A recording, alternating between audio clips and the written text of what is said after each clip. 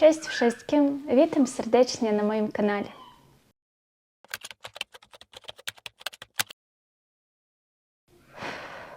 To będą dla mnie dwa najtrudniejsze filmy na moim kanale, bo żeby przekazać Wam te emocje i opowieść, przez co przeszła moja rodzina, będę musiała w myślach przeżyć to jeszcze raz.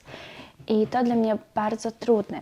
Proszę o wsparcie lajkiem. Nie wszyscy Białorusini opowiadają o tym, co teraz powiem, z różnych powodów. Po wydarzeniach 2020 roku tysiące Białorusinów pozostało w traumie psychicznej. Ktoś siedział w więzieniu, a ktoś do tej pory siedzi i dzieci tych osób dorastają bez rodziców.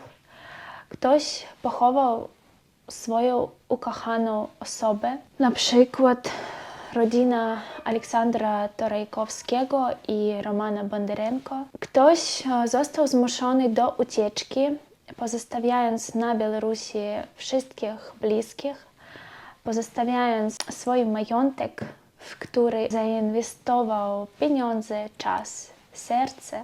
My wszyscy chcieliśmy żyć w wolnym, dostatnim kraju i my go budowaliśmy.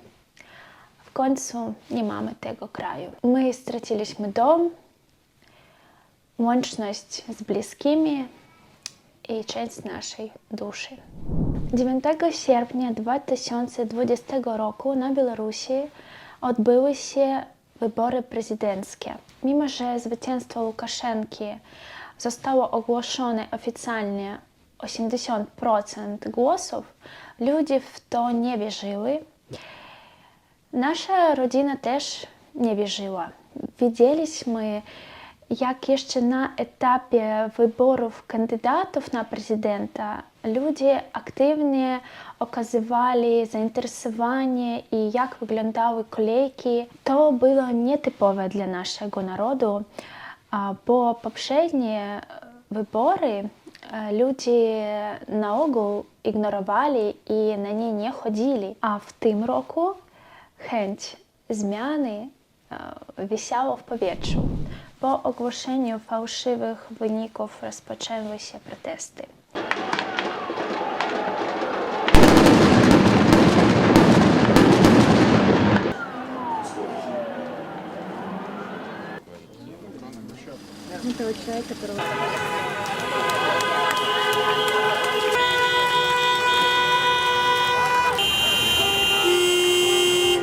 Расскажите, почему вы здесь? Потому что нас, как всегда, обманули.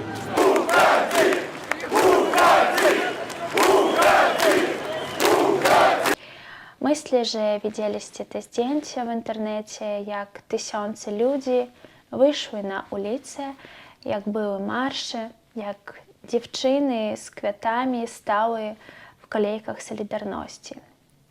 Ja nie byłam na protestach, bo byłam w ciąży i po prostu bałam się chodzić w zatłoczone miejsca, ale kiedyś w niedzielny marsz jechałam przez miasto i to było niesamowite uczucie. Nigdy nie widziałam takich szczęśliwych Białorusinów. Białorusini to bardzo spokojni ludzie. Trochę się uśmiechamy, trochę rozmawiamy, ale w tamtych miesiącach byliśmy inni. Byliśmy zjednoczeni i w końcu na naszych twarzach pojawił się uśmiech. Mój mąż kilka razy chodził na protesty i w listopadzie 2020 roku wyszedł z domu i został zatrzymany. Ci dwaj zabrali go z powrotem do mieszkania i przeszukali. W tym czasie moje córki i mnie nie było w domu. Byłyśmy w szpitalu po usunięciu u córki wyrostka robaczkowego. Może to i dobrze, że nie widzieliśmy przeszukania w naszym domu.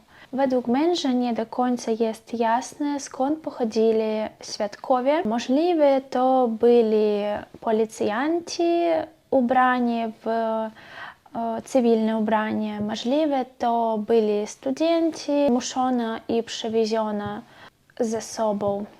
Ponieważ mój mąż został oskarżony o wygłaszanie komentarzy obrażających władzę, a pisać te komentarze mógł z komputera albo z telefonu, zabrali cały sprzęt, za pomocą którego można było pisać wiadomości.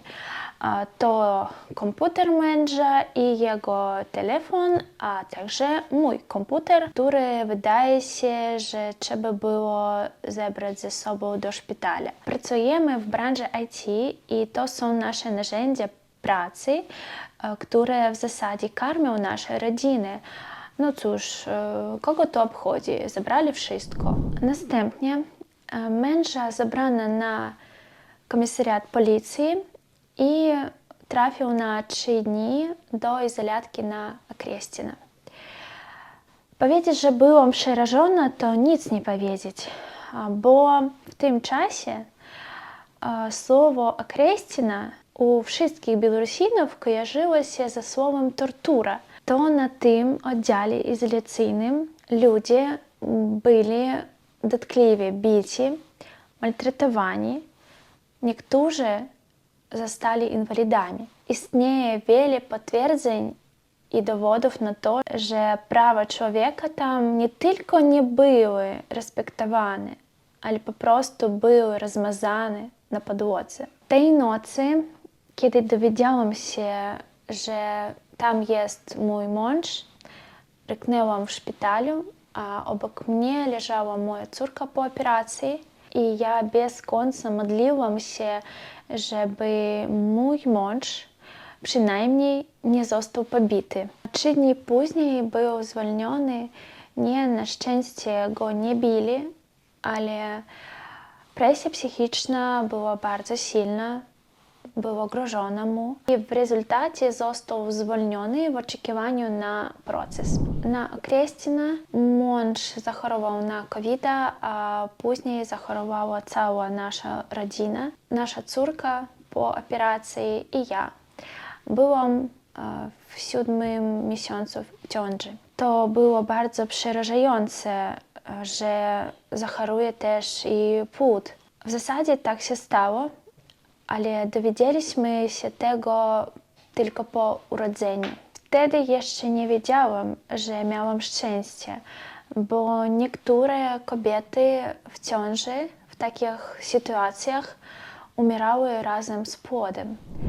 Mąż nie czekał nad morzem na pogodę i na początek zrobił polską wizę pracowniczą. Ponieważ jednak zobowiązał się nie opuszczać Białorusi, nie mógł oficjalnie opuścić Białorusi i zaczął szukać ludzi i koneksji do ucieczki z kraju.